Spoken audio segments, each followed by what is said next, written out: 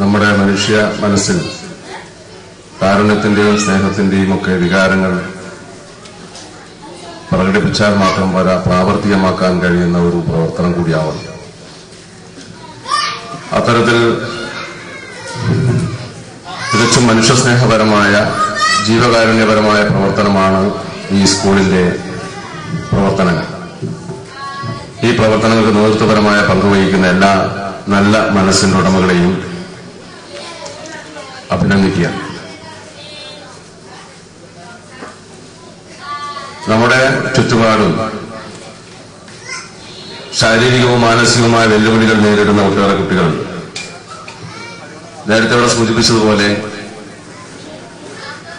നേരത്തെ ഉണ്ടായിരുന്ന പദപ്രയോഗങ്ങൾ പോലും ഇപ്പൊ മാറ്റണമെന്ന് ആവശ്യപ്പെട്ടിരുന്നു. ബുദ്ധിമാന്യം സംഭവിച്ചിരുന്നോ, നേരത്തെ മന്ദബുദ്ധികളായ കുട്ടികൾ എന്നൊക്കെ നമ്മൾ പറയാറുണ്ട്. പക്ഷെ അത്തരത്തിലുള്ള വാചകം പോലും ഇപ്പോൾ അങ്ങനെ ഉപയോഗിക്കാൻ പാടില്ല. ശാരീരികവും മാനസികവുമായ വെല്ലുവിളികൾ നേരിടുന്നവർ, വ്യത്യസ്തമായ കഴിവുള്ളവർ, ഈ മാനസികമായ വെല്ലുവിളികൾ നേരിടുന്ന ആളുകൾ കുട്ടികളിൽ തന്നെ ഒട്ടേറെ വൈശിഷ്ട്യമുള്ളവർ, വിവിധ കഴിവുള്ളവർ, അത്തരം കഴിവുകളെ പ്രോത്സാഹിപ്പിക്കാൻ കഴിയുന്ന സ്ഥാപനങ്ങളും അതുപോലെ സന്നദ്ധ പ്രവർത്തനവും നമുക്ക് സമൂഹത്തിന് ആവശ്യമാണ്. അത്തരത്തിലുള്ള നാട്ടിൽ ഒട്ടേറെ സംഘടനകളും അതുപോലെ സ്ഥാപനങ്ങളും ഇപ്പോൾ സമൂഹത്തിനകത്ത് വളർന്നു വന്നിട്ടുണ്ട്. ഇതിന്റെ ചരിത്രപരമായ കാര്യങ്ങളെ സംബന്ധിച്ച് ഇങ്ങനെയൊരു പ്രവർത്തനങ്ങൾ വളർന്നു വന്നിട്ടുള്ള ചരിത്രമായ കാര്യങ്ങളെ കുറിച്ചാണ് നേരത്തെ ഇവിടെ സൂചിപ്പിച്ചിട്ടുള്ളത്. നമ്മുടെ നാട്ടിൽ ഒട്ടനവധി സ്ഥാപനങ്ങൾ ഇതുമായി ബന്ധപ്പെട്ട് പ്രവർത്തിക്കുന്നുണ്ട്. നമ്മുടെ തൊട്ടടുത്ത പഞ്ചായത്തിൽ, മൂടാടി ഗ്രാമപഞ്ചായത്തിനകത്ത് ആശാനികേതൻ എന്ന് പറയുന്ന ഒരു സ്ഥാപനമുണ്ട്. ഫെഡറേഷൻ ഓഫ് മെന്റലി റിട്ടാർഡഡ് എന്ന് പറയുന്ന സാർവദേശീയ തലത്തിൽ പ്രവർത്തിക്കുന്ന ഒരു സംഘടനയുടെ ഭാഗമായി കഴിഞ്ഞ 30 വർഷത്തിലധികമായി ആശാനികേതൻ എന്ന ഒരു സംഘടനയുടെ ഭാഗമായുള്ള ഒരു സ്കൂൾ അവിടെ പ്രവർത്തിക്കുന്നുണ്ട്.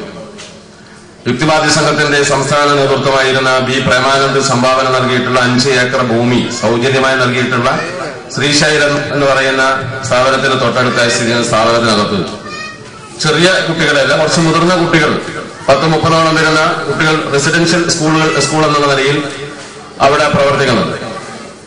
അവിടെ താമസിച്ച് പഠിക്കുന്ന കുട്ടികൾ, അവർക്ക് ആവശ്യമായ സഹായം ഇതുപോലെ സന്നദ്ധ സംഘടനകൾ, ലോകവ്യാപകമായി നടക്കുന്ന സന്നദ്ധ ഈ നോൺ ഗവൺമെന്റൽ ഓർഗനൈസേഷൻ എന്ന് പറയുന്ന NGO സംഘടനകളുടെ സഹായത്തോടുകൂടി, അതുപോലെ സാമൂഹ്യ പ്രവർത്തന രംഗത്ത് പ്രവർത്തിക്കുന്ന ആളുകളുടെ സഹായത്തോടു കൂടിയാണ് അത്തരമൊരു സ്ഥാപനം നന്ദിയിൽ പ്രവർത്തിക്കുന്നത്. എല്ലാ വർഷവും അവർ നടത്താറുണ്ട്.